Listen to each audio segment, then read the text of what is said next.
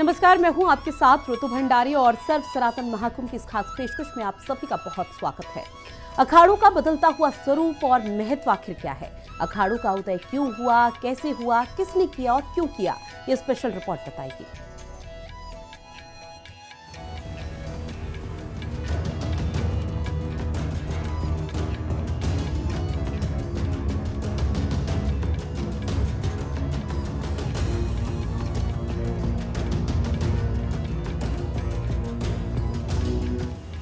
जगतगुरु शंकराचार्य ने बौद्धिक और सैन्य भावना से सुसज्जित ब्राह्मण और क्षत्रिय परिवारों से नव युवकों को राष्ट्र और संस्कृति की रक्षा के लिए मांगा और उनकी एक सेना तैयार की है। मैं ये कहना चाहूंगा, सबसे पहले हमारे जगतगुरु शंकराचार्य भगवान जी ने अखाड़ों का गठन किया। उस समय हमारे जो सन्यासी अखाड़े 7 अखाड़े हैं, उसमें हमारा जोना अखाड़ा, आह्वान अखाड़ा, अग्नि अखाड़ा, निरंजनी अखाड़ा, आनंद अखाड़ा और हमारा निर्माणी अखाड़ा और अटल अखाड़ा 7 हो गए। 7 में एक अखाड़ा जो है वो ब्रह्मचारियों का है, 6 नागा और 1 ब्रह्मचारी। कहने का तात्पर्य 7 अखाड़ों का जो गठन है ये जगत गुरु शंकराचार्य भगवान ने किया था। और क्यों किया था? इसलिए कि धर्म की रक्षा हो। ये जितने भी नागा संत है, ये जितने भी अपना उसमें मुगलों का शासन था उनसे लड़े। आप देख रहे हैं कि जैसे हमारा बाबरी मस्जिद का जो किस्सा था, जहाँ भी पहले मंदिर होता था वहाँ पे मस्जिद बनाई जाती थी। इसीलिए नागाओं की सेना बनाई गई थी जो धर्म की रक्षा करे, सनातन परंपराओं का पालन करे, सनातन की रक्षा करे। और नागाओं का काम ही था जंग में जाना, लड़ना, और हमें जीतना होता था, फतेह करना होता था। फतेह जब हम करते थे तब राजा जो है उनको गिफ्ट के रूप में जमीन, जागीरी आदि देते थे। तो वही संपदा जो है अखाड़ों के पास है। इसकी शुरुआत 4 अखाड़ों से हुई, जिनकी संख्या अब 13 पर पहुंच चुकी है। बताते हैं कि इन अखाड़ों में शामिल होने के लिए बेहद सख्त नियम हुआ करते थे। जैसे कि आप जानते हैं कि सारी दुनिया का स्वरूप बदल रहा है, वैसे ही अखाड़ों का भी स्वरूप थोड़ा बहुत तो बदला ही है। और बदलाव तो एक जीवन की प्रक्रिया है, होना भी चाहिए। अच्छी बात है कि इधर 2019 से या 17 से किन्नर अखाड़ा ऐड किया गया है अखाड़ों में, तो ये भी एक अच्छी पहल है। और हमारे संत महात्माओं का ये कहना चाहिए बड़प्पन है कि उन लोगों को उन्होंने शामिल करके एक अवसर दिया है।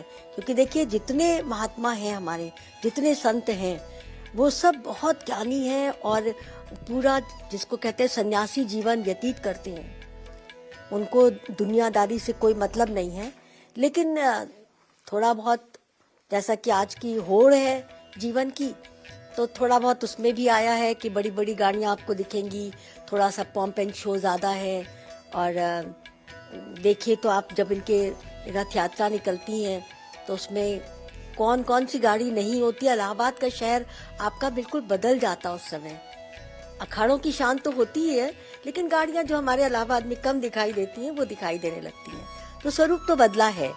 और जैसा कि आज का जीवन है तो बदलाव होना चाहिए और एक अच्छा बदलाव है। जी हाँ, समय के साथ अखाड़ों के स्वरूप में बदलाव हुआ तो धार्मिक जीवन में लगे 70% सन्यासियों में डॉक्टर, इंजीनियर, प्रोफेसर और अच्छे पढ़े लिखे नौजवान भी शामिल हुए।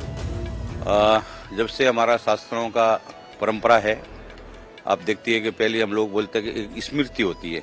व्यक्ति स्मृति बोले कैसा, स्मृति और सुरति है जो है। स्मृति होती है कि भाई सुन के याद कर लिया, कि सुन के सुरति सुन के याद कर लिया।